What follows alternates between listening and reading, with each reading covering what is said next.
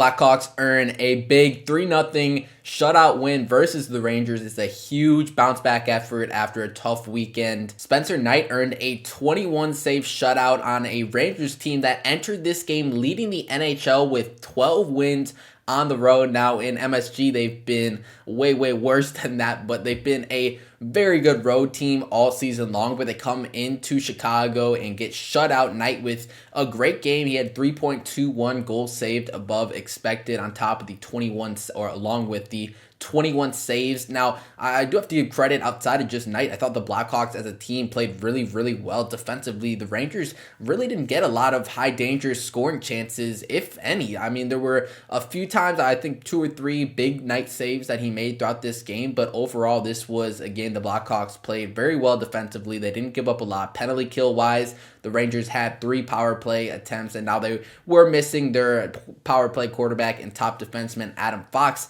as they will for a long time here in the future, as he's been on LTIR. But the Blackhawks penalty kills shut down the Rangers power play. They went 0 for 3, the Rangers did, on the man advantage, and just overall very few scoring chances and only 21 shots for New York in this one. The Blackhawks, on the other hand, they led in shots on goal. They had 25 in this game, despite winning only 31.8% of the draws, and really maybe a season low in the face-off circle for the Blackhawks, but they still definitely outchanced. I don't have the final numbers up, but I can imagine that the Blackhawks significantly outchanced the Rangers in this game. Now, the first period, just to go through the game flow here, was kind of back and forth. It wasn't like high danger chances left and right, but Shesterkin did make 2 early saves on Burakovsky and Bedard to keep it scoreless through one. But then the second period, the Blackhawks really put their foot on the gas. Not something we've necessarily seen all season long in that second frame, but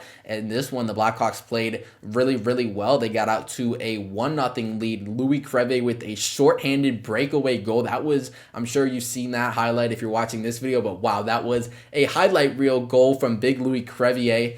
Now the Blackhawks briefly made it 2-0 with a Ryan Donato goal, but it was overturned for a hand pass.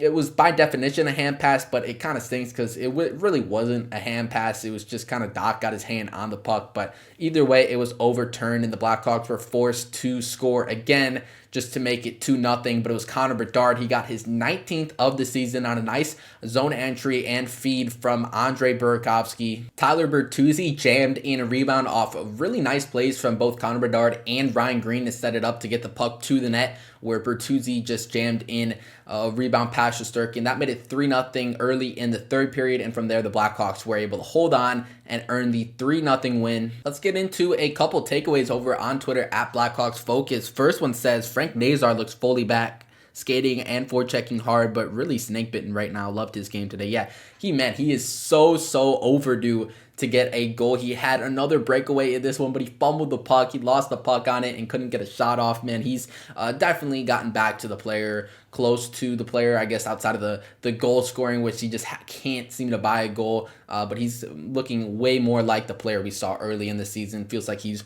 really recovered mostly from that injury that was really hampering his play for a long stretch. Played a full 60 minutes at both ends of the ice. Yeah, so offensively, the Blackhawks were able to get a few on the board, and like I said earlier, very tight game defensively, really positive showing in the D zone, and I do have to give some credit to, want to mention this, to Coach Jeff Blashill. He ran a tough practice yesterday. The players, and like I initially saw it as a training camp style practice. I said it in my video yesterday, and the players sounded like they agreed with that. And I heard a quote or something that someone had said it was kind of like a training camp style practice. But what does that mean? It was a lot of defensive work, a lot of not necessarily systems, but more fundamentals just that can build into quality defensive play like we saw tonight. The Blackhawks had a lot more pucks or sticks on pucks. They were just better all around. They really neutralized the Rangers offense, and I think practice yesterday really set that up. So credit to Blashill for that. Great team win. Congrats to Spencer Knight on the shutout. Love how this team keeps bouncing back from a bad performance or two. Yeah, that's been one theme that we've seen with this Blackhawks team that we can't say the same for in years past. The Blackhawks have continued to rebound After that Buffalo game, they played they did lose a few more, but they were playing quality hockey, right? They got right back to playing quality hockey, and then after this disastrous back-to-back, the Blackhawks play a really, really strong game versus the Rangers. Last one here says, great response. I hope we stick with 12-6 more for the future. Kept their foot on the gas, even with the lead in the third, which was great to see. Oliver Moore hasn't been getting much ice time, but I've really been liking what I'm seeing from him this year too. Yeah, Ollie's been very good at using his speed on the forecheck to create a few plays. Now he hasn't necessarily, I mean, he's actually gotten a decent amount of points. I think he's at a little under a half point per game pace right now, but even if you're not necessarily noticing him on a goal scoring play, I still think just within the shift by shift basis, Ollie's been using his speed very well and being a presence forechecking wise. Obviously, this was a very good game defensively, and it's the first game the Blackhawks went back to the 12-6